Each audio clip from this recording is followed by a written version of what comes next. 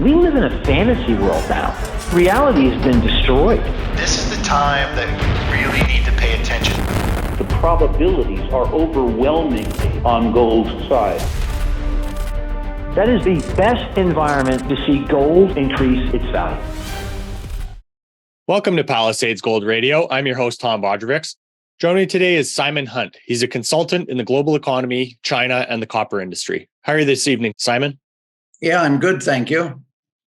And you, Tom, this morning? Well, I'm good this morning. We have quite a time disparity here. It's later evening for you and early morning for me, but I guess that's the magic of technology and Zoom, is to be able to speak across the world like this, right? Yep. So, Simon, I'd like to start with a quote that you included in a recent report that you wrote from Alistair Crook. He said that this is the summer before the storm. Make no mistake, with energy prices set to rise to unprecedented highs, we're approaching one of the biggest geopolitical earthquakes in decades.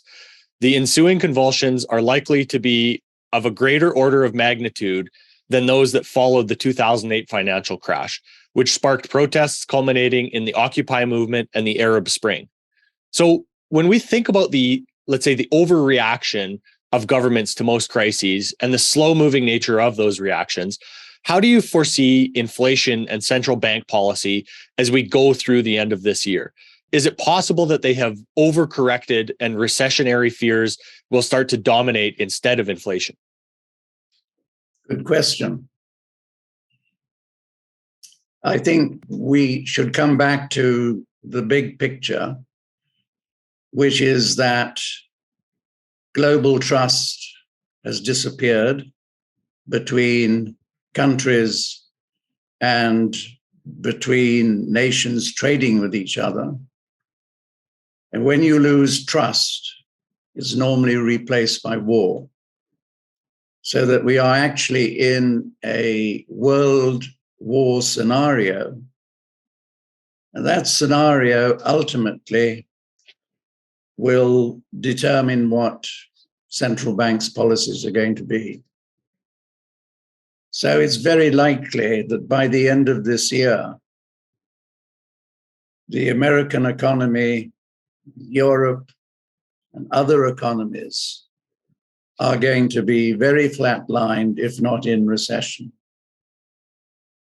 And that with the Fed and other central banks appreciating, I hope, that war is around us everywhere, that policies will be forced to change from QT and rising interest rates to back to QE, because they will be much more fearful of recessionary trends than inflation. And in fact, as a friend said to me, that the choice for Powell is very simple. It's either hyperinflation or it's depression. And they're all political animals, so there is only one choice that they will take. So after a few months of inflation pressures falling, we are going to see by mid-2023 and through into 2025 a resurgence in inflation pressures that will be unprecedented, more so than what we, or some of us, experienced in 1978 to 1982. I say that because in that 1970 period, we didn't have food inflation. Food inflation was in the early 70s. This time around, we're going to see huge food inflation, driven not only by shortages of fertilizers, etc., emanating from the war, but climate changes, drought this year in many parts of the world, particularly in Europe, will add to inflation pressures by the end of this year. But the big change will be in 2024, 2025, when we get that 90-year weather cycle hitting America's Midwest. Last time that occurred in the 1930s, ended in the Dust Bowl for a decade.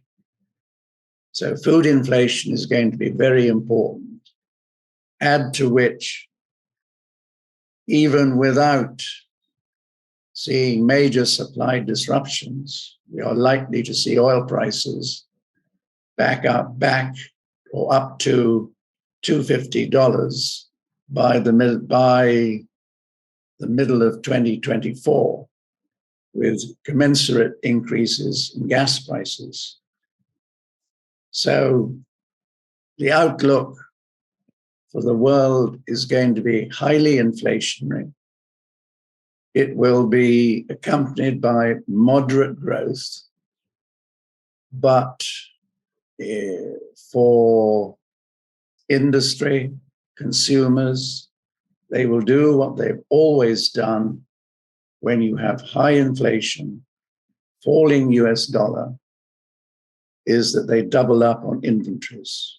So if you take copper as an example, instead of in 2023, copper consumption growing by 3%, which is the general consensus, is more likely to grow by 6%, because the fabricator and all his customers, all through the demand chain to the end user, like an auto company, will be doubling up on their inventories of semis and components. And that'll be across the board in everything. Households, if they can afford it, it's human nature. If you see prices rising, I better go and buy a basket full of toilet paper instead of 2-3 packs. So that's what we are going to see. The problem is that there's always a hangover. And the hangover will be caused by market rates rising appreciably faster and higher than what central banks can control. They can only control the short end of the curve.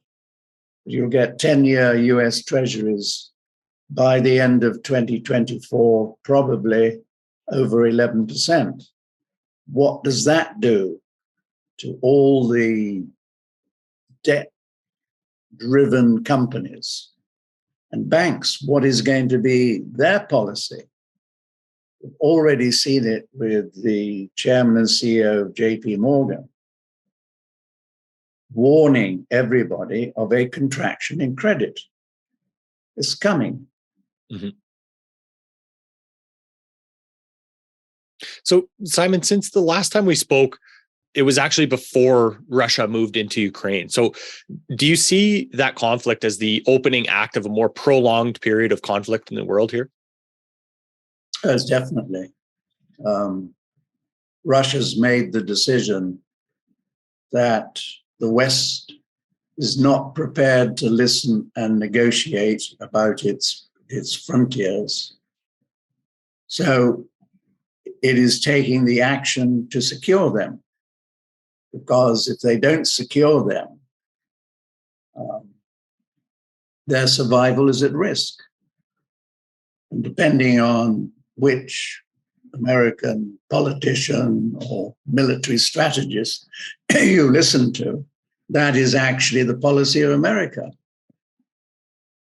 to collapse the Russian economy, and if I may say so, also the Chinese economy.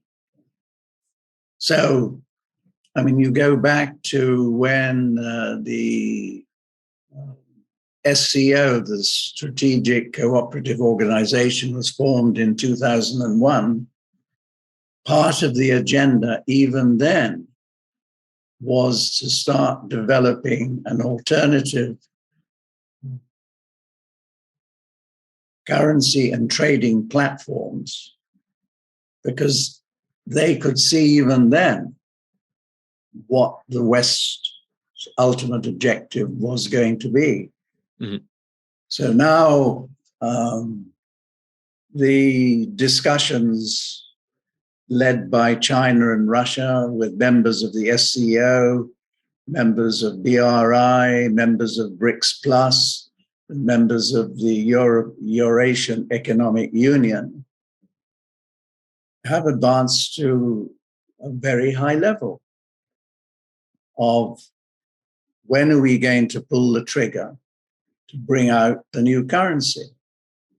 The problem is, or one of the problems, is that when they do that, there's a high risk that America loses its dominating powers.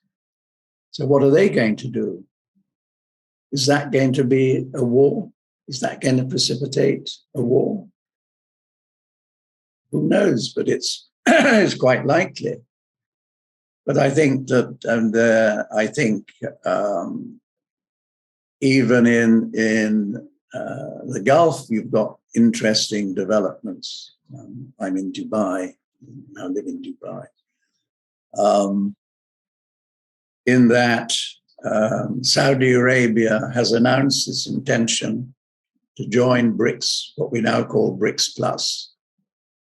Other Gulf countries, I'm sure, will follow. And in due course, oil, not all at once, but step by step, will be sold for currencies other than the US dollar. That's almost written. Mm-hmm. The interesting development will be if they and other commodity producing countries, such as DRC, Zambia, Chile, Peru, etc., decide, do we really want to receive these depreciating dollars? The 1980 dollar is now worth 25 cents. So what we and my mining associates, plus mining in Chile, plus Alistair MacLeod, who you know, we looked at copper prices and copper costs back to 1980. So in dollar terms, prices rose 4.5 times and costs 3.5 times.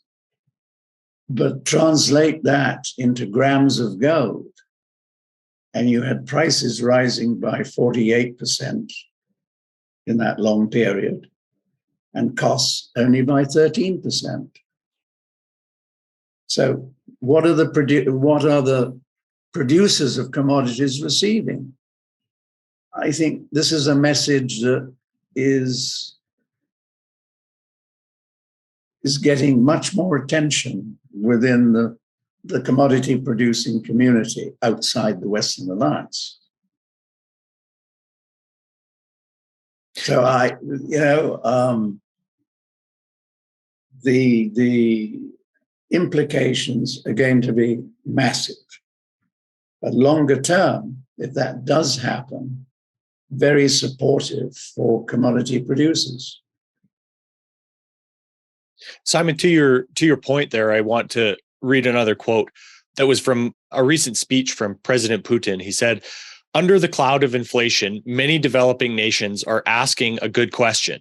Why exchange goods for dollars and euros that are losing value right before our eyes? The conclusion suggests itself. The economy of mythical entities is inevitably being replaced by the economy of real values and assets." So I'd like to drill down a little bit more into, this path of the US dollar starting to fall as part of a loss of demand for dollars, maybe by the rest of the world. So do you think it's more due to the loss of confidence by the rest of the world? And do you think that it'll be kicked off by the Fed pivoting away from tightening monetary policy? I think that the pivot away from the dollar has been slowly, step by step, in place for a long time. I think that the shift of Fed policy from QT to QE is just going to accelerate the process. I mean, I think we could see by the middle of next year, after for the next couple of months, seeing a bit more of a hike in the dollar index. Then I think that by the middle of next year, you'll see probably something like a 13% fall in the dollar index. But the big change will come, and it's a massive change, like another 40% fall in the dollar index when Russia, China, and the others announce or start operating with their new currency, and producers, whether in the Gulf or copper producers, etc., start using other currencies than the dollar for their cross-border transactions. I think it'll be a snowball impact. Mm-hmm. So when were these? Go ahead, Simon. Probably peak sometime around 2025. The actual, let's say, the craziest part of inflation? I'm sorry, the craziest worst part of the inflation will be end 2023 to 2025. Mm-hmm. So when were these inflationary seeds sown, and why have we mainly only seen asset inflation up until recently? Because China was exporting deflation, immigration into Europe and America held back wage prices. These were temporary developments. Now China is exporting inflation. So there's a combination of developments that have occurred to push the syndrome of inflation to a higher peak. And of course,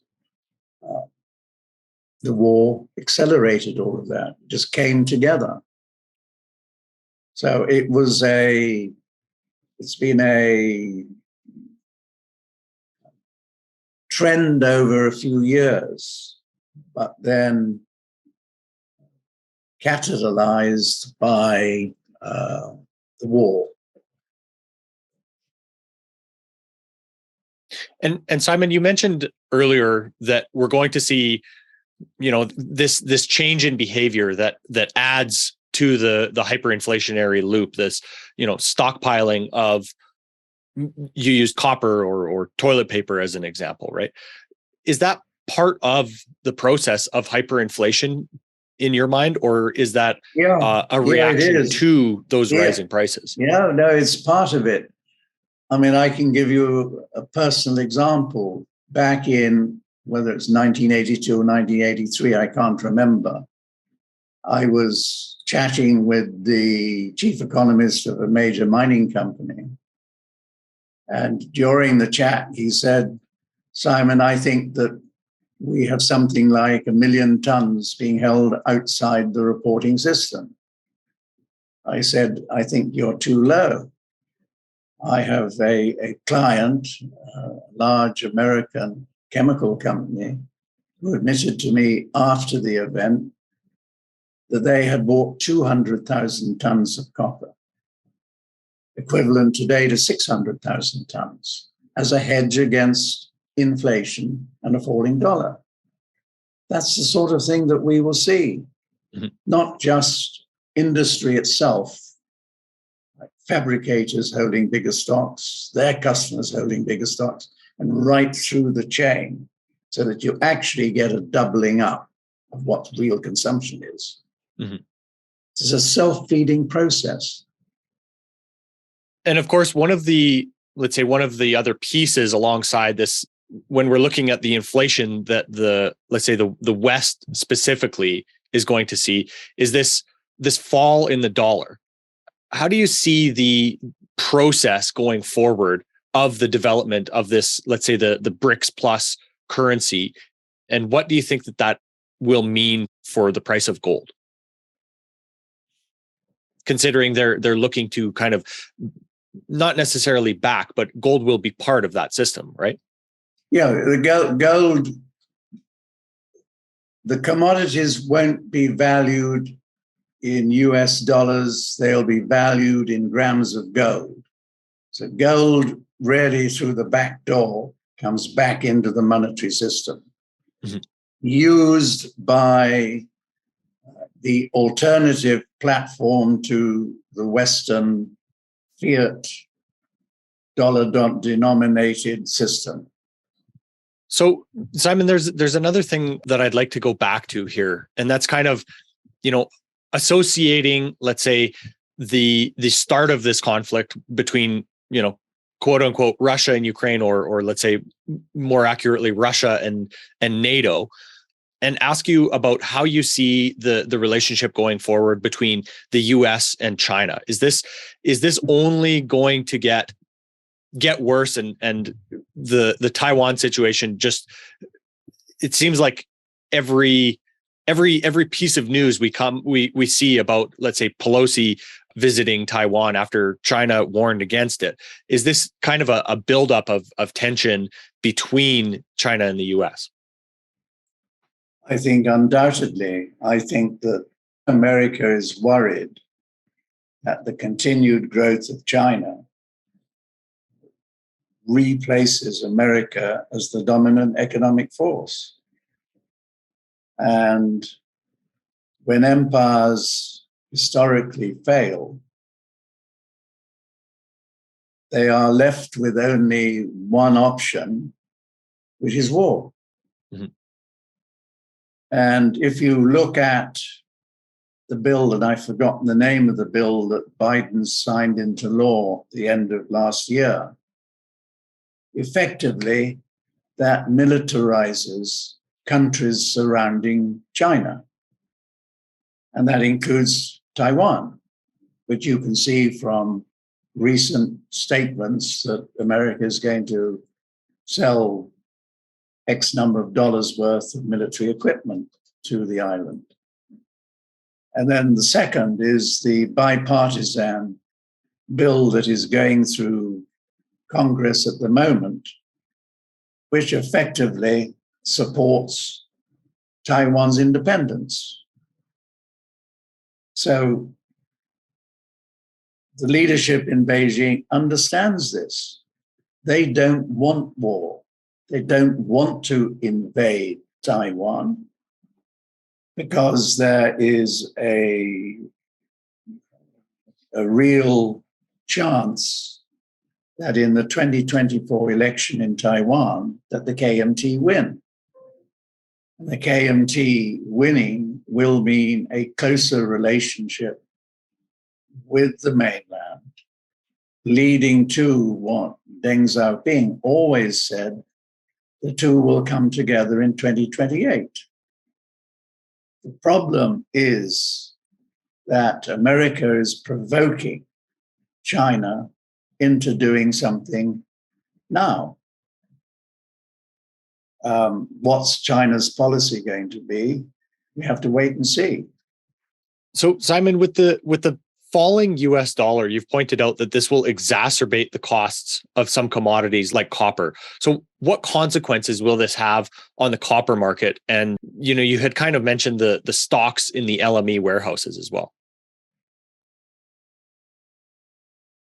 Do you want the short answer or the long one? Well, we're used to going pretty in depth on this show, so let's go for the long one. First of all, current consumption is not what many of the optimists are building it up to be. We start in China. China's actual copper consumption this year will probably be less than last year. One reason being an increase in the first half of the year in scrap. Then you look at what's happening in the rest of the world.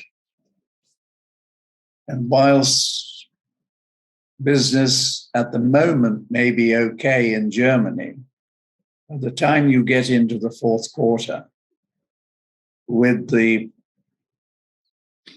potential for Germany having to go on to gas rationing, gas is a very important component of both wire rod mills and brass mills. You can see that consumption will be at best stable and probably falling by, who knows, 5-6% year on year. In America, definitely the economy is slowing. So you will see at best in the fourth quarter, consumption stable but not increasing. So globally, we will see, and I've forgotten the numbers that I've got, but consumption being pretty flat compared to last year.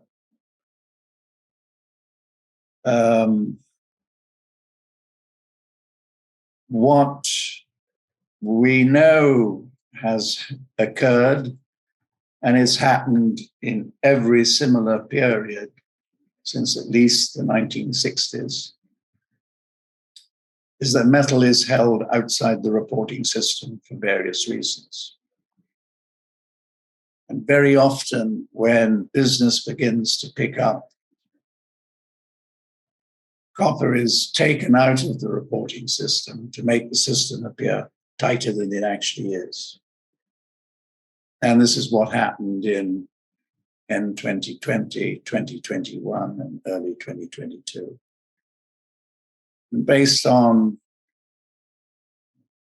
our observations, probably between 500,000 and 700,000 tons was taken out of the system, reported system.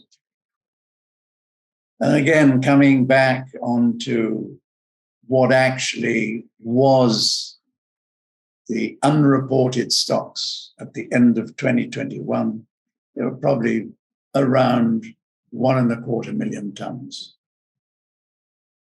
So that's taking stuff, records all the way back to 1950.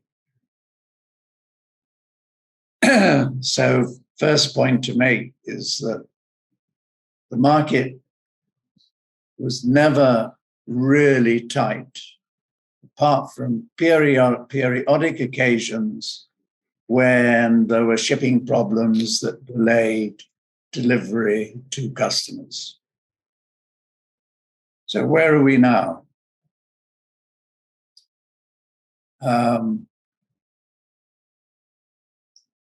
As a result of the nickel shenanigans, big players are very loath to put metal into LME registered warehouses in case one of the lawsuits goes to court, when there will then be a risk that all metal in LME warehouses will be impounded. So what you are seeing at the moment is metal being delivered out of LME registered warehouses.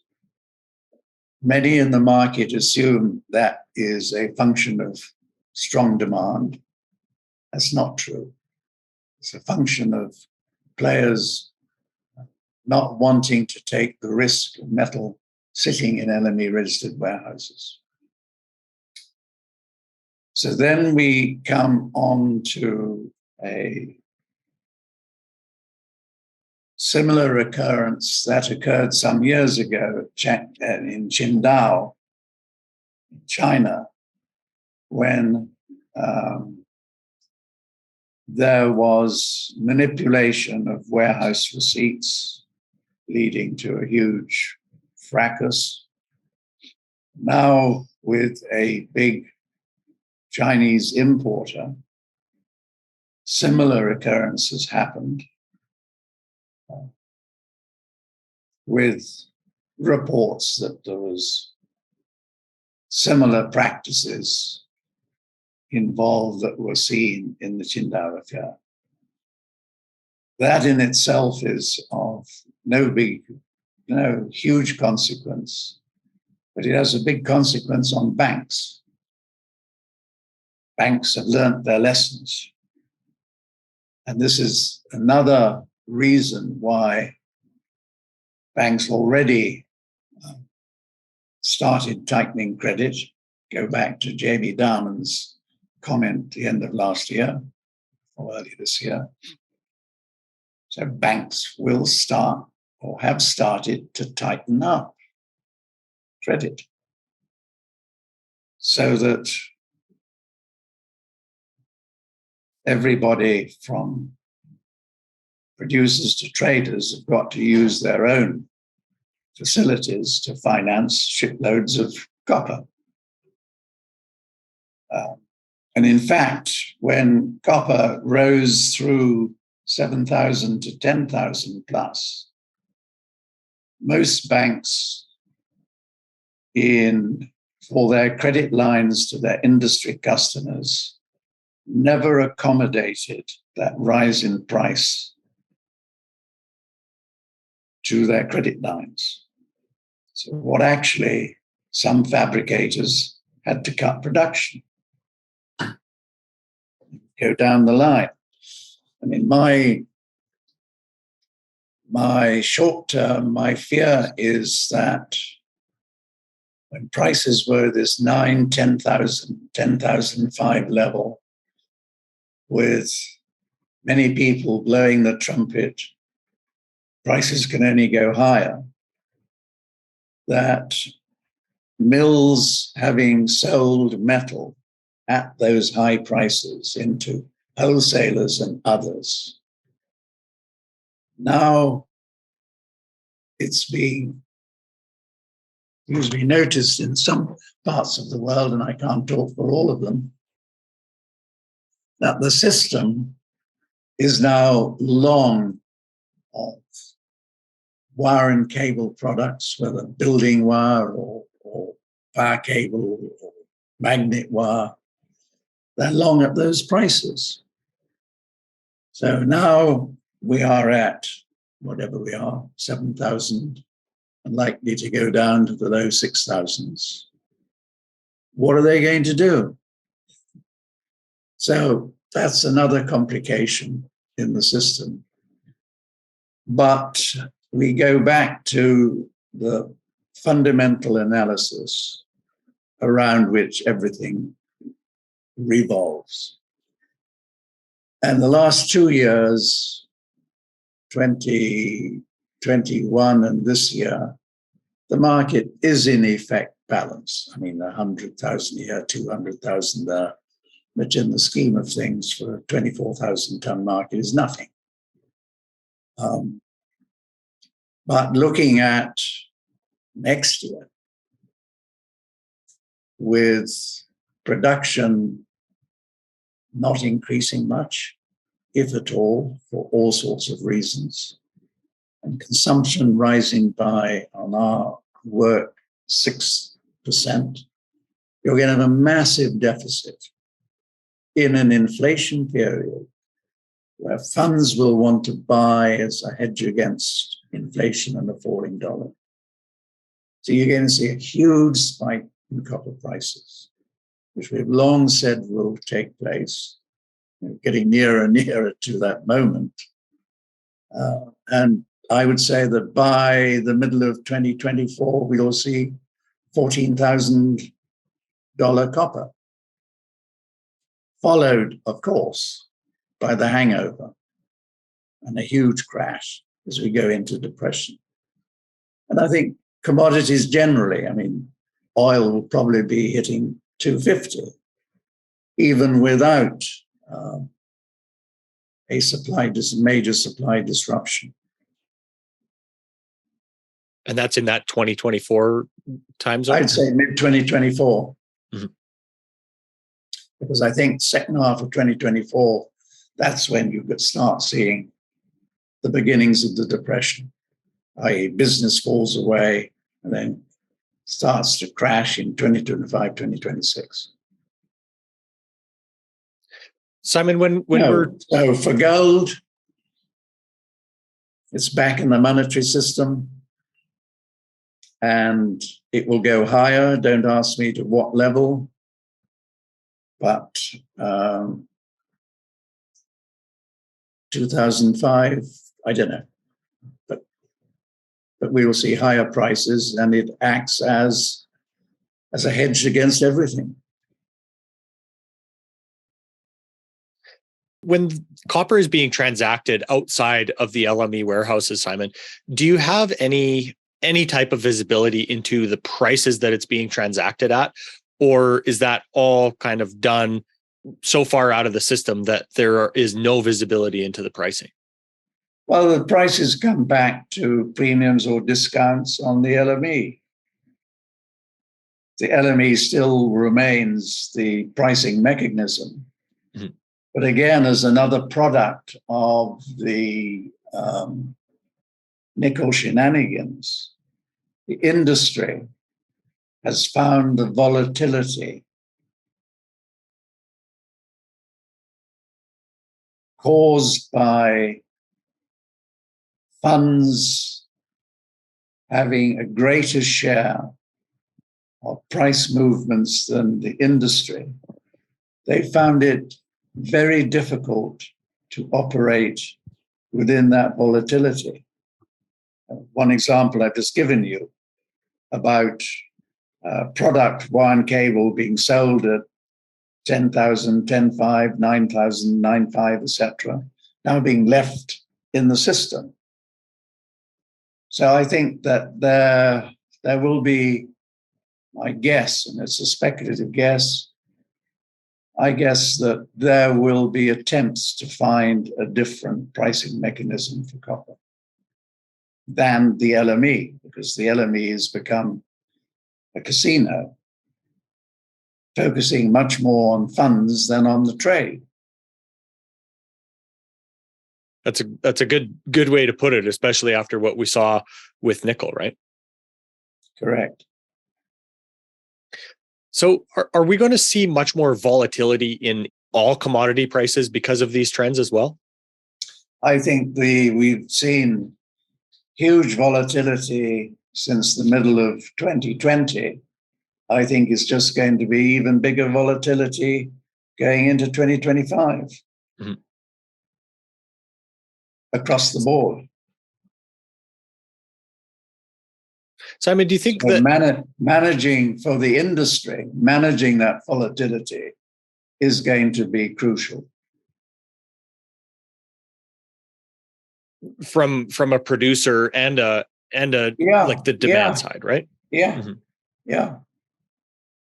Because there's going to be people that want to hedge to protect themselves against the falling dollar, as you said, and inflation. Sure. And just wanting to secure that supply as well. Yeah.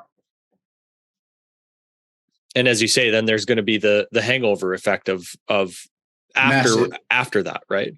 Massive. Huge falls across the board. Mm-hmm. I mean, so Simon, is copper still the gauge for the health of the world economy that it has been viewed for over the past? I think copper lost its PhD years ago, if not decades ago, because of the games that have been and continue to be played. And is that would it be fair to say that the advent of the amount of cheap credit in the system kind of destroyed that pricing mechanism? Yeah, absolutely. I mean, if you look at the excess credit in relation to GDP since 2009, you're talking of something like over 260 trillion or billion, I forget the numbers now, dollars. And last year, this is trillion. And then last year, we had an excess of 71 trillion relative to GDP. That's what's gone into the system. that's the cause of inflation. Mhm. Simon, I'd like to kind of finish up by, let's say, making a little bit more explicit some of the timelines that you see going forward here. So, let's start from a geopolitical lens. How do you see, let's say, war and conflicts going forward from here? Is Russia going to come back to the table? And do you see conflict from China and the US accelerating at some particular point or time? You don't ask easy questions. Well, you have a great way of laying think, things out, so I want to make it a bit more explicit. There is no way that Russia comes to the negotiating table. It has lost all trust with the West. Its fear is the security of its borders. So they are going to continue until the West agrees that NATO's forces and equipment pull away from those borders. That in itself is unlikely. So war can only get worse, with the big risk that it will spread over Ukraine's borders into other countries. So I think between now and 2025, that sort of period, you're going to see an intensification of the war. So far as China and America is concerned, America has effectively laid out what it wants to do. China doesn't want war, but is prepared for it. So what happens, I can't predict. And then how about, kind of going forward for copper and, let's say, the broader commodity index? You foresee more volatility and higher pricing for, let's say, copper and oil into 2024, followed by the depression, as you're saying? Yeah, correct. When prices collapse. Mm-hmm. And then one of the last points, I guess, that we kind of touched on the beginning was this idea of food scarcity. So what are let's say, the components of that food scarcity that are going to contribute to real problems, let's say, feeding or producing the food that the world needs? Well, whilst you've got the war going, you're going to see less exports of fertilizers, etc., wheat, etc., agricultural products, etc., coming out of Ukraine and Russia.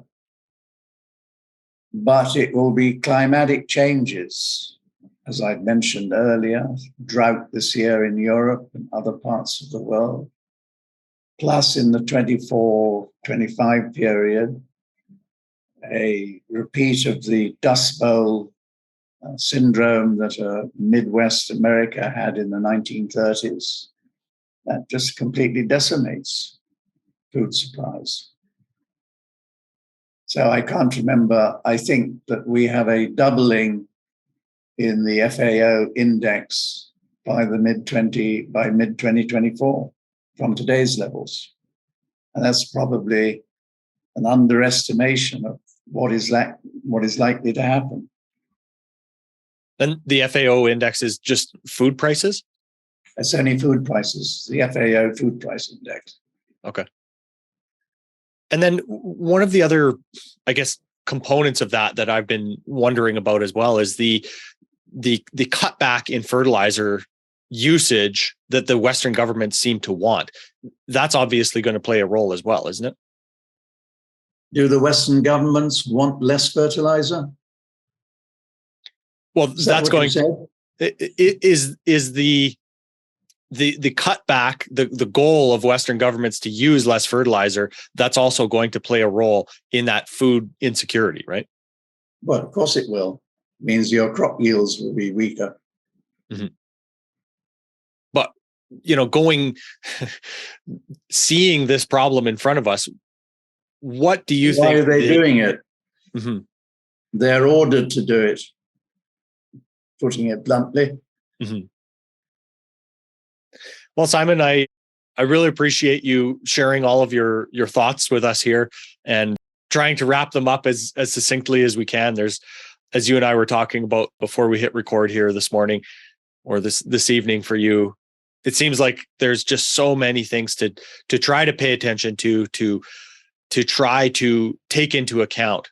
And I appreciate you helping us kind of wrap a bow on it here. Well, it's been my pleasure, and thank you for having me on your show. It's always a pleasure to speak with you, Simon. Of course, you do more institutional type letters, is that correct? Yeah, absolutely. And you're available at shss.com. Yes, I am. Yeah. Perfect. Thanks so much for your time today, Simon. I really appreciate it. Pleasure. Thanks for having me. This podcast is for general informational purposes only. Nothing on this podcast should be taken as investment advice. Guests on this show are not compensated for their appearance. Listeners are urged to educate themselves and make their own decisions. Do not base any investment decisions on the information contained. To view our full disclaimer, please visit our website.